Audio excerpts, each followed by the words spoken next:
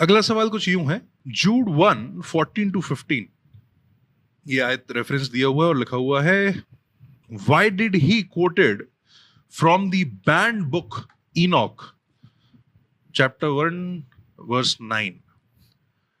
Okay, तो देखिए हम फटाफट इस चीज को देखेंगे कि ये क्या है।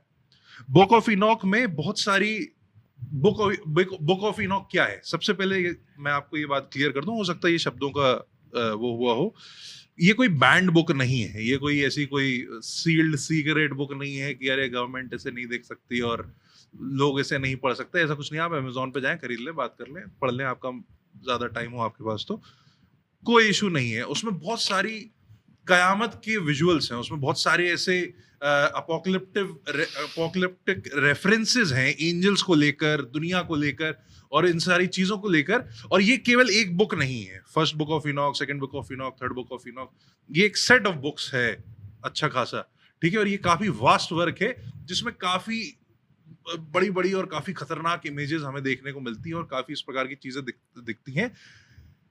जो नाम जिस कैटेगरी में हम इसे डालते हैं, ये एक बैंड बुक नहीं है, जिस कैटेगरी में हम इसे डालते हैं उस कैटेगरी का नाम है सूडोपिग्राफा। इसका मतलब होता है एक ऐसी किताब जो अपने आप को एक झूठे नाम से पेश करने की कोशिश कर रही है।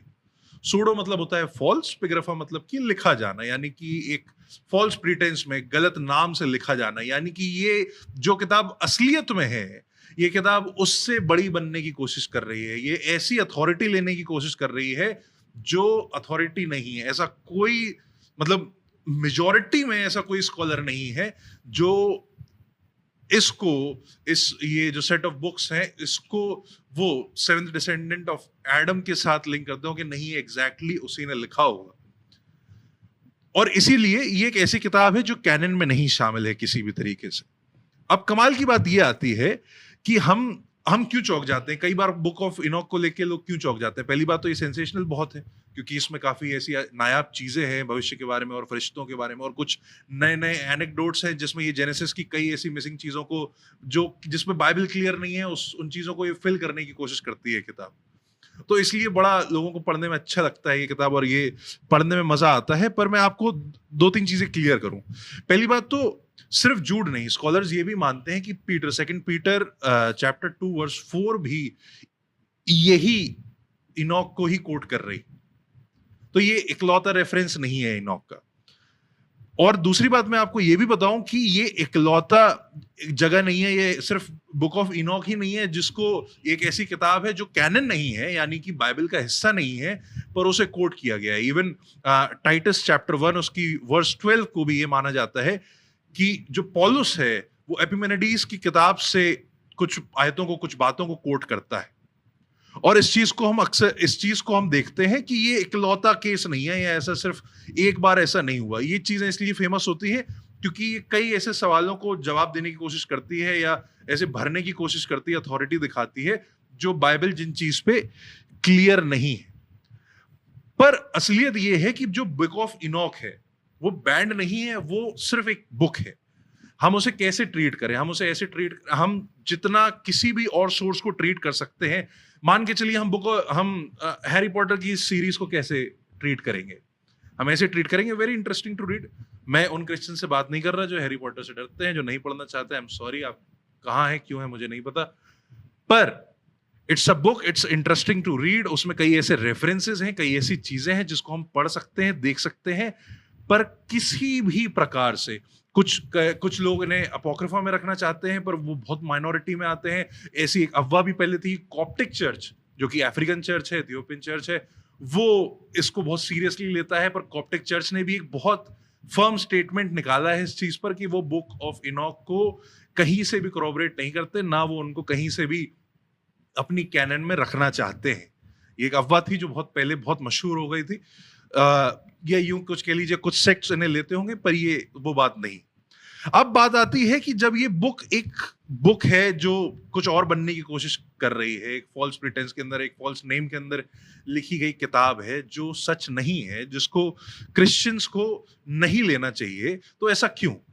कुछ कारण है इसके। ऐसा कारण इसलिए क्योंकि जब हम इस किताब को पढ़ते हैं, सबसे पहला कारण ये होता है कि जब हम बाइबल की किताबों को देखते हैं, जब हम इन किताबों को देखते हैं कि वो कौन सी किताबें बाइबल में है, कौन सी किताबें एक साथ हैं, उसका सबसे बड़ा एक जो जांच का तरीका होता है, स्टैंडर्ड होता है, वो ये होता है कि क्या वो मसीही शिक्षा से, क्या वो परमेश्वर की पूरी शिक्षा और महिमा के साथ अलाइन कर रहा है। और ये जो पूरी बुक का सेट है, कई जगह ये इस चीज में पीछे रह जाता है।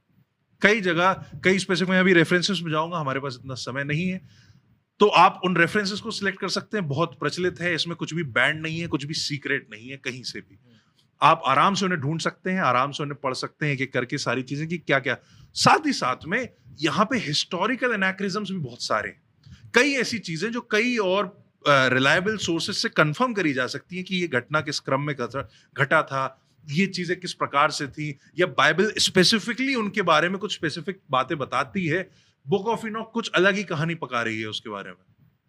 और इस प्रकार की कई ऐसी चीजें हैं जिसकी वजह से हम इसे कहीं से भी कैनन में या किसी भी प्रकार से एक रिलायबल सोर्स ऑफ स्क्रिप्चर नहीं मान सकते। अब सवाल खड़ा होता है, जो आपका सवाल है कि आखिर बैंड बुक नहीं है ये, तो आखिर जूड में इसे कोट क्यों किया जा रहा है। देखिए, बिल्कुल एक सिंपल सी बात मैं आपको बता रहा हूं, एक बहुत सिंपल सा जवाब है इस बात का। वो ये है कि दुनिया में कई धर्म ग्रंथ लिखे हुए हैं अलग अलग, जो बाइबल से बिल्कुल मेल नहीं खाएंगे और जो हम अपने विश्वास में नहीं पढ़ते। पर हर धर्म ग्रंथ में हर बार कुछ ना कुछ सच मिल ही जाएगा आपको। ऐसा नहीं है कि हर धर्म ग्रंथ में सब एक एक लाइन झूठ लिखी हुई। एक इंग्लिश में एक कहावत है, even a broken clock is right 2 times in a day. क्या मतलब होता है इसका? कि भाई एक किताब है, ऐसा नहीं है कि सारे स्टेटमेंट्स उसमें झूठ ही लिखे हुए हैं, ऐसा नहीं है कि सारी बातें उसमें गलत ही लिखी हुई हैं, कुछ लाइनें, कुछ चीजें उसमें सही हो सकती हैं। तो जो स्कॉलर्स हैं वो मानते हैं कि जब जूड इस लाइन को कोट कर रहा है, वो इस तरीके से कोट कर रहा है क्योंकि ये एक ओरल ट्रेडिशन के द्वारा, ये एक ऐसी प्रोफेसी है जिसे माना जाता है कि ये इनॉक के द्वारा हुई होगी, अनूक के द्वारा हुई होगी, और वो उसे कोट कर देता है। तो ये किसी भी प्रकार से इस चीज का अफर्मेशन नहीं है कि बुक ऑफ इनॉक कैनन में आ सकती है, या बुक ऑफ इनॉक का पूरा जो सेट है वो इन होल परमेश्वर की आत्मा से इंस्पायर्ड है।